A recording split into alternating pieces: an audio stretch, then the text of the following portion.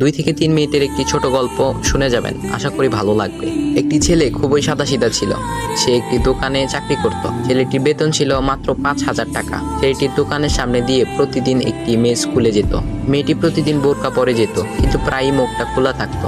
একদিন হঠাৎ করে ছেলেটির নজর পড়লো মেয়েটির দিকে। এভাবে বেশ কয়েকদিন যাবার পর মেয়েটি বুঝতে পারলো ছেলেটি তাকে লক্ষ্য করে। মেয়েটিও বাঁকা চোখে ছেলেটির দিকে তাকাতে শুরু করলো। ছেলেটি মেয়ের চলাফেরা দেখে মুগ্ধ হলো। আফসোস করতে লাগলো, ইস, যদি আমিও আজ পড়াশোনা করতে পারতাম, তাহলে সাহস করে মেয়েটির সাথে কথা বলতে পারতাম। মেয়েটি বুঝতে পারলো ছেলেটি তাকে ভীষণ পছন্দ করে। তাই একদিন মেয়েটি ছেলেটির দোকানের পাশে দাঁড়িয়ে রইল। তখন ছেলেটি দুপুরের খাবার খাওয়ার জন্য দোকানের বাইরে আসে। সে চায়ের দোকানে গিয়ে 5 টাকার একটি রুটি খেয়ে পানি পান করে আসতে লাগলো। তখন মেয়েটি তার কাছে গেল। তুমি ভাত খেলে না, রুটি দিয়ে পেট ভরবে? তখন ছেলেটি মেয়েটিকে দেখে অবাক হয়ে গেল। তখন ছেলেটি বলল, আমি ভাত খেলে আমার মা, বাবা আর ছোট বোনকে কি খাওয়াবো? মেয়েটি শিক্ষিত, তাই অল্পতেই বুঝে গেল। সে হাত ধরে বলতে লাগলো, তাহলে তুমি যে আমাকে পছন্দ করো, আমাকে কি খাওয়াবে? তখন ছেলেটি বলল, আমি তো তোমাকে আপন করে পাওয়ার জন্য দেখি না, কারণ সে যোগ্যতা আমার নেই। তবে এটা সত্যি যে তোমাকে দেখলে আমার খুব ভালো লাগে, তাই দেখি।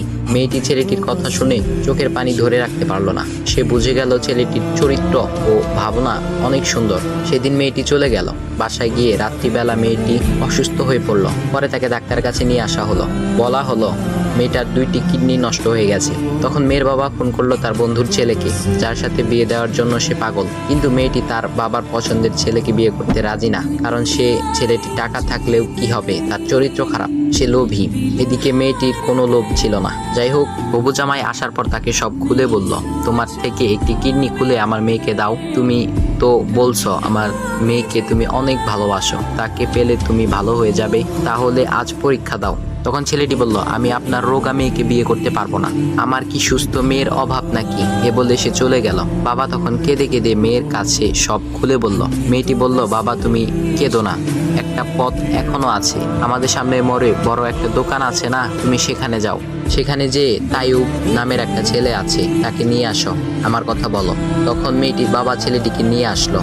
মেয়েটিকে দেখে ছেলেটির চোখ